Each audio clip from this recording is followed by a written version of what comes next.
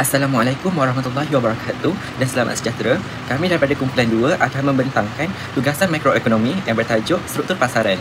Ahli kumpulan kami terdiri daripada 5 orang termasuk saya iaitu Muhammad Adili, Mardiatul Husna, Nur Auni Syafiqah, Ku Muhammad Arif dan juga Muhammad Amin.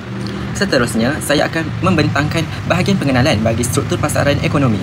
Dalam bahagian ini, saya akan menerangkan secara ringkas mengenai 4 jenis struktur pasaran utama yang memainkan peranan yang penting dalam sistem ekonomi. 4 jenis struktur tersebut termasuklah pasaran persaingan sempurna iaitu PPS, monopoli, pasaran persaingan bermonopoli dan yang terakhir iaitu oligopoli. Setiap struktur pasaran ini mempunyai ciri-ciri yang tersendiri bergantung kepada bilangan firma dalam pasaran, jenis produk yang ditawarkan serta tahap kuasa penetapan harga yang dimiliki oleh sesebuah firma. Struktur pasaran ini juga memberi kesan kepada tingkah laku firma dan pengguna dan secara langsung mempengaruhi kecekapan ekonomi, persaingan dalam pasaran serta kesejahteraan pengguna secara keseluruhan. Baiklah, bagi pasaran persaingan sempurna, kumpulan kami telah memilih untuk membincangkan berkenaan penjual ikan dan penjual sayur. Kami memilih penjual ikan dan penjual sayur kerana ia menepati ciri-ciri dalam pasaran persaingan sempurna. Yang pertama, bersifat homogen. Bagi kedua-dua peniaga ini, mereka menjual barangan yang hampir sama dengan peniaga-peniaga yang lain. Faktor ini mungkin dipengaruhi oleh mereka mengambil daripada pembekalan yang sama ataupun mungkin memang itulah benda yang dijual. Seterusnya, bilangan firma dalam pasaran dan juga keluar masuk pasaran adalah mudah. Pada hari ini, dalam PPS, bagi contoh kedua-dua ini sangatlah mudah dan sangatlah ramai peniaga-peniaga ini kerana faktor yang pertama, modal adalah sangat rendah dan sangat mudah kerana pembeli hanya memerlukan meja dan juga bakul untuk letak barang-barang mereka.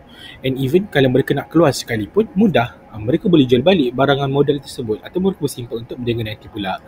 Dan sekali dari sudut pengurusan risiko, bagi kedua-dua pihak sangat mudah.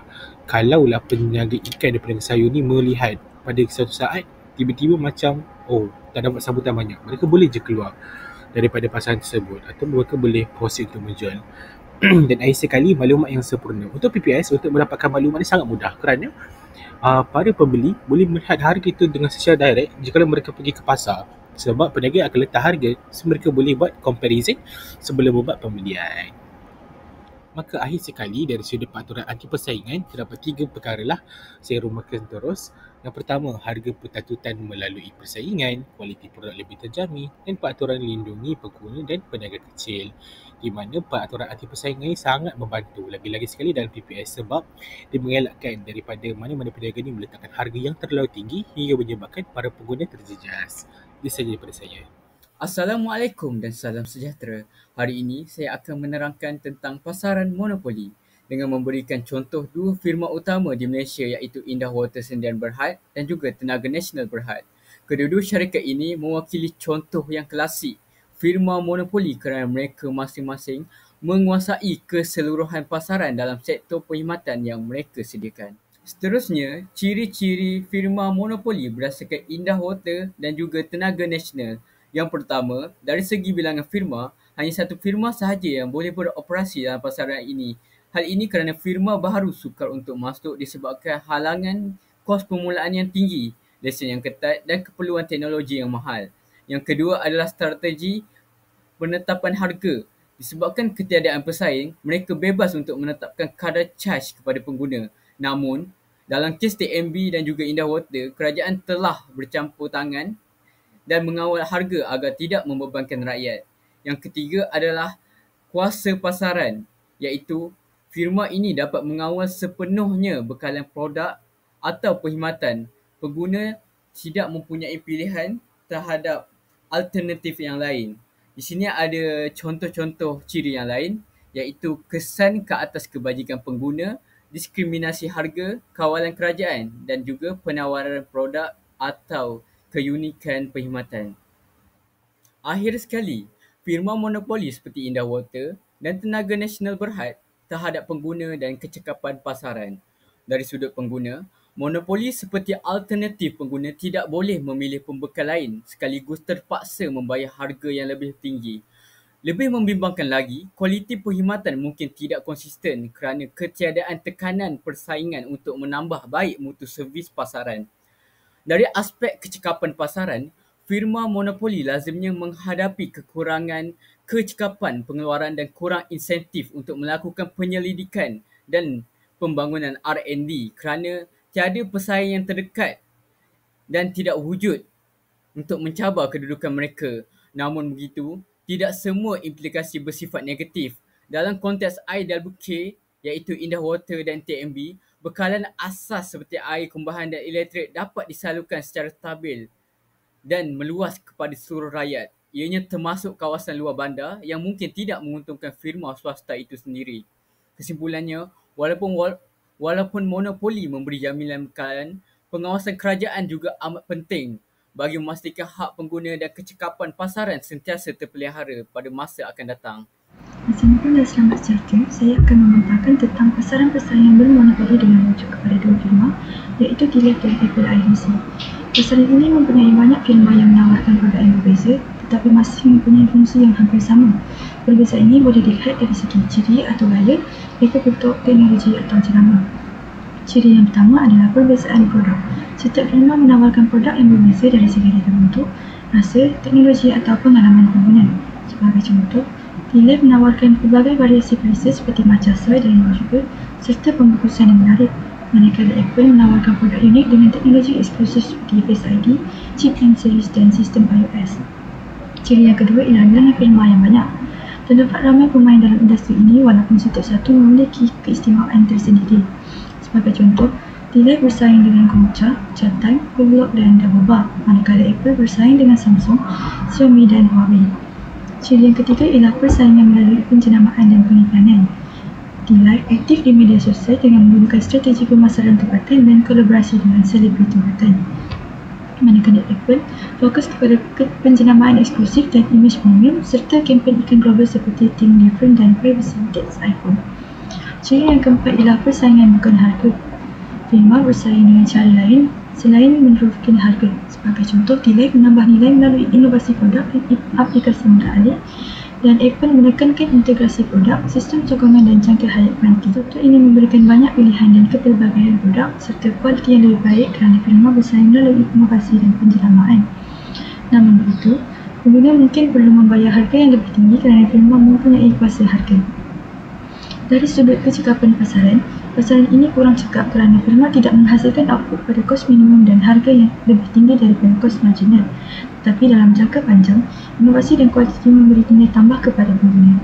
Kesimpulannya, walaupun terdapat kekurangan dari segi kecekapan ekonomi, pengguna masih mendapat manfaat melalui pelbagai pilihan dan peningkatan kualiti. Sekian, terima kasih. Assalamualaikum, nama saya Nur Aun Syafika. Untuk slide ini saya akan membentangkan pasaran oligopoli. Jadi di sini saya pilih pasaran telekomunikasi iaitu Celcom, Digi dan U-Mobile. Untuk ciri utama oligopoli iaitu firma perlu bergantung dalam penentuan strategi dan juga firma dapat membuat persaingan bukan harga lebih dominan iaitu daripada segi promosi, servis dan teknologi. Untuk strategi persaingan Celcom Digi iaitu fokus pada perburuan 5G, AI, pelan premium dan jenama kukuh. Untuk strategi persaingan U-Mobile pula ialah pelan data murah, fokus pada golongan muda dan inovasi digital iaitu GoPay dan UBIS. Bagi saya ini ialah ciri-ciri pasaran. Ciri-ciri pasaran terbagi kepada tiga. Yang pertama ialah product of merchant. Product of merchant adalah perkhidmatan serupa tanpa perbezaan ketara. Contohnya perkhidmatan asas telekomunikasi iaitu panggilan, SMS, data dan roaming. Walaupun servis serupa, firma perlu bersaing secara aktif. Jadi strategi perbezaan inilah yang menjadi penting untuk tarik pelanggan. Yang kedua adalah ketergantungan antara firma. Ia saling bergantung dalam menetapkan harga, output dan strategi. Jadi keputusan satu firma akan mempengaruhi tindak balas firma lain. Jadi ini menunjukkan dinamika persaingan dan ketergantungan dalam pasaran oligopoli. Yang ketiga adalah persaingan bukan harga. Ia terbagi kepada dua iaitu kualiti perkhidmatan. Firma bersaing dengan menyediakan rangkaian yang meluas dan pantas bagi memastikan kepuasan pengguna. Yang kedua adalah pencermaan iklan. Syarikat menggunakan strategi kreatif untuk membina imej jenama yang kukuh. Jadi, bagi slide ini ialah implikasi kepada pengguna dan kecekapan pasaran. Pengguna iaitu pilihan produk terhad. Jadi pilihan produk terhad ini dikawal oleh syarikat utama Jadi kurangnya pesaing boleh menyebabkan kurangnya fleksibiliti dan kepelbagaian dalam pilihan. Yang kedua adalah penetapan harga. Harga mudah dipengaruhi oleh tindakan pesaing. Dalam kata lain ialah pakatan senyap. Jadi firma mengelak perang harga dan lebih suka mengikuti langkah pesaing secara senyap. Bagi kecekapan pasaran, yang pertama ialah meningkatkan kecekapan operasi. Penggabungan syarikat seperti Celcom Digi membolehkan percepatan kos dan pelaburan yang lebih besar dalam rangkaian. Yang kedua adalah persaingan menggalakkan inovasi. Kehadiran U-Mobile mendorong firma untuk terus berinovasi dalam perkhidmatan bagi kekal bersaing di pasaran. Itu sahaja daripada saya. Untuk bahagian yang terakhir iaitu kesimpulan, kita dapat rumuskan bahawa struktur pasaran memainkan peranan yang penting dalam menentukan arah aliran ekonomi serta keseimbangan antara firma dan pengguna. Pasaran persaingan sempurna iaitu PPS dianggap struktur pasaran yang paling ideal kerana ia memberi manfaat yang maksimum kepada pengguna, termasuklah harga yang rendah, pilihan produk yang pelbagai dan kualiti yang tinggi. Namun begitu, PPS sukar wujud secara mutlak dalam dunia yang sebenar. Sebaliknya, struktur monopoli sesuai digunakan dalam sektor yang strategik seperti tenaga dan juga air. Tetapi, ia perlu pengawal seliaan kerajaan bagi mengelakkan penyalahgunaan kuasa pasaran. Pasaran oligopoli pula mencetuskan persaingan antara beberapa firma yang besar seperti dalam industri telekomunikasi. Walaupun pengguna mendapat manfaat dan pilihan yang menarik, kawalan harga dan pemantauan tetap penting bagi memastikan persaingan yang sihat. Dalam semua jenis struktur pasaran, dasar kerajaan seperti Akta Persaingan 2010 memainkan peranan yang penting dalam melindungi hak pengguna, mengelak manipulasi harga dan menyokong firma kecil yang bersaing dengan adil. Kesimpulannya, kefahaman terhadap keempat-empat struktur pasaran ini amat penting untuk merangka dasar ekonomi yang adil, mampan dan memberi manfaat kepada semua lapisan masyarakat. Baiklah, itu sahaja daripada kumpulan kami. Diharapkan agar semua dapat memahami berkaitan topik struktur pasaran ekonomi. Sekian itu sahaja. Terima kasih.